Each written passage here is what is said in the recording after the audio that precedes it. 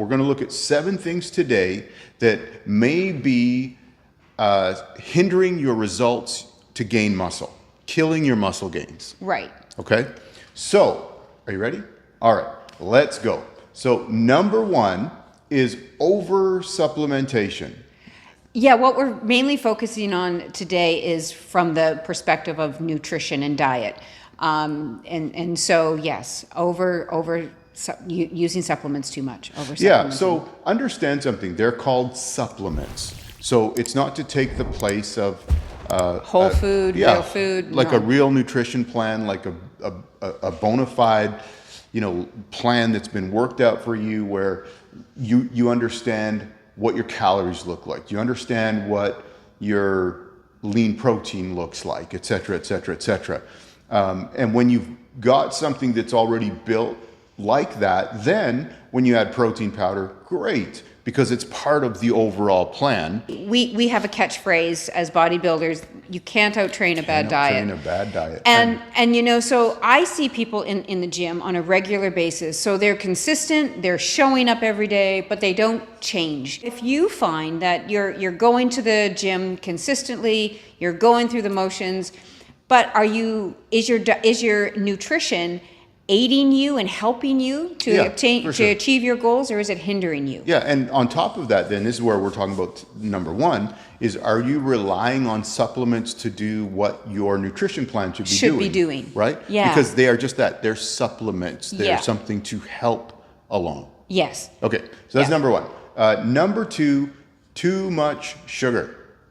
That one's pretty. That's my vice. I'm the candy girl all the way, and I know that there's a time and a place, and often, like, I've just started a prep, 5 days in, and first thing that comes out of my world is sugar. Yeah. And here's the thing: sugar can hide itself in a lot of different areas that you may not be aware of. A lot of sauces all have sugar in them. Have to read the labels. Yeah, so you have, be aware of what's in it. And I guess, so we understand from a bigger picture point of view, should you remove all sugar? Well, that's certainly not a bad idea, but you have to figure out what's going to work for you. If you're going to have some things with some sugar, okay, that's fine. But if you're flooding your body with sugar, it's going to limit your gains in the gym. There are so many natural sugar substitutes now. Yeah. Whether it's stevia, monk fruit, I drink agave. There's so many. So there are alternatives to sugar that you can find. You just have to do a little bit of legwork maybe. And it's a good time to say, okay, where am I allowing sugar to get snuck into my system that I'm not aware of? If it doesn't matter to you a little bit here and there, that's fine. But if you're trying to, really get after it as far as the sugar consumption, then you need to look at everything. Okay, number 3 is you're consuming too many calories.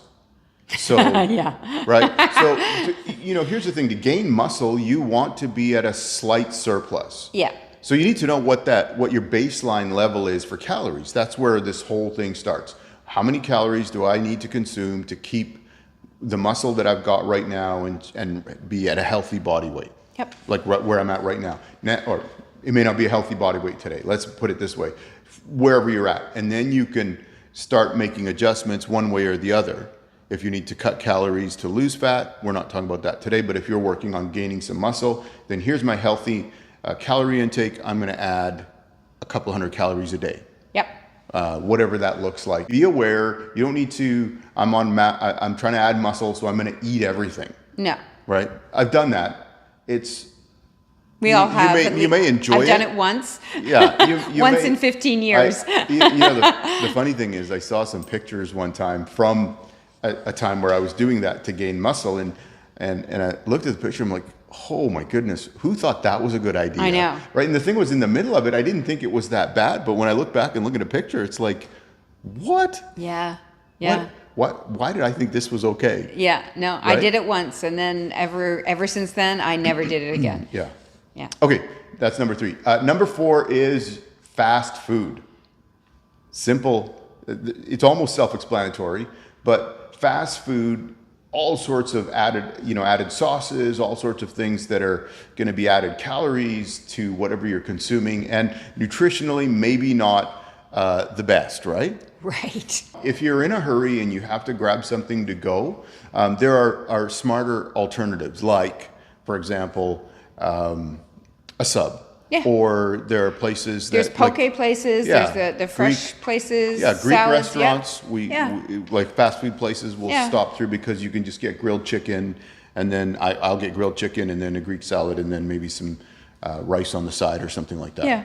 So there's alternatives, but just be aware if you're eating fast food, that's not best for muscle gain. No. How's that? Okay. Number 5 is lack of variety in your overall nutrition plan. So there's 2 parts to this. Number 1, if you can get bored with what you're eating and you'll be more inclined to eat whatever, right? Okay. Yeah. In your nutrition plan, if it's like, oh, I have to eat this chicken breast again. Chicken, broccoli, and brown rice 6 yeah, times and a day. Right, Yeah. and it's just so plain and so we talked about this in a different episode, but you can season your food appropriately and everything else so it tastes better. The other part about not wanting to get stuck in kind of the monotony of the same thing is you're going to miss out on a full nutrition scheme for your body. It's just making sure that you're taking a wide variety of quality calories in. How's that? Yeah, and I think that a lot of it boils down to it's the concept of diet versus lifestyle. Because if a lot of people will put themselves on a diet, Yeah. and so they'll eat a certain way day after day after day, but it's not. They're not able to do that every single day. Yeah, it's not permanent. sustainable. Yeah. And so why don't you create healthy food choices Yeah. where now it's becoming a lifestyle?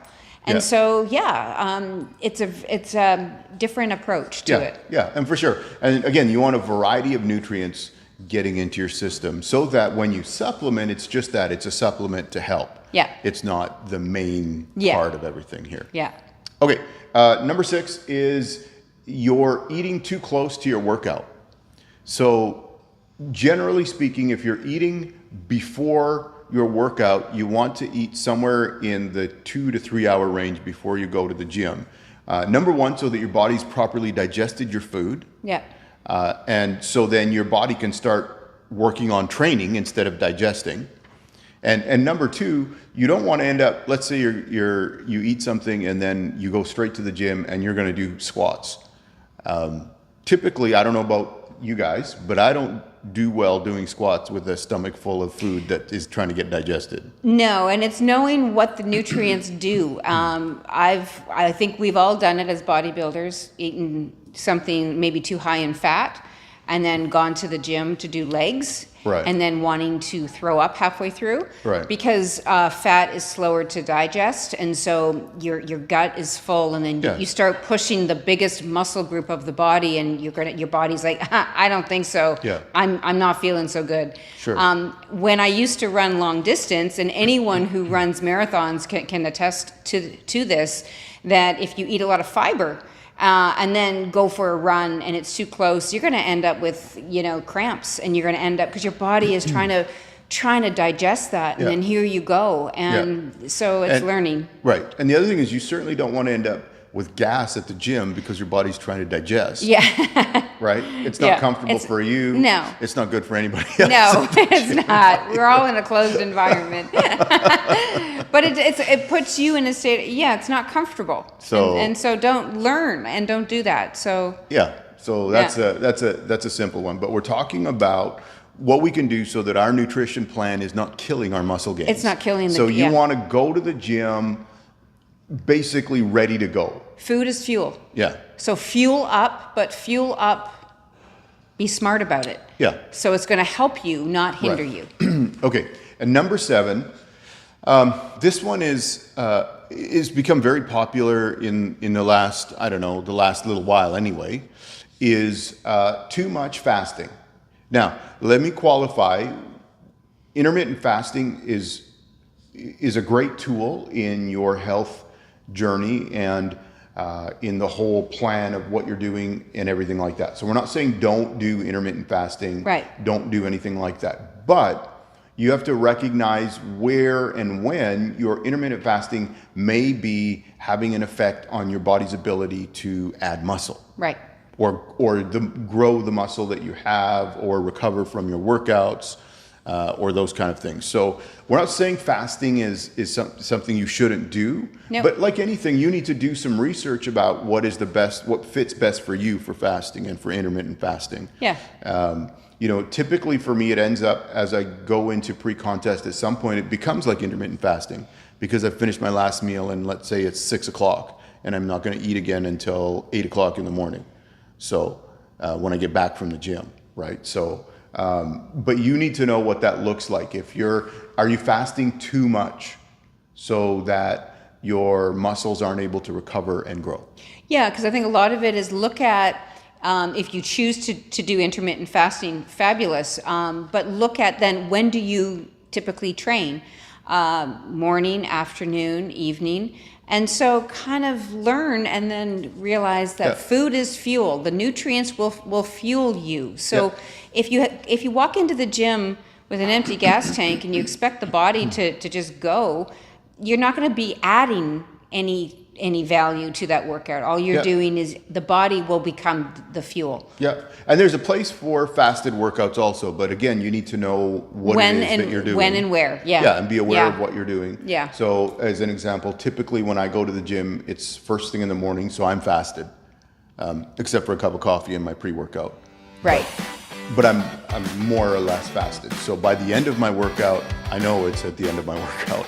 So that's it for today. 7 things that might be killing your gains at the gym. Thank you for joining us. If you haven't, please take a minute and subscribe to the channel, and we'll see you next time.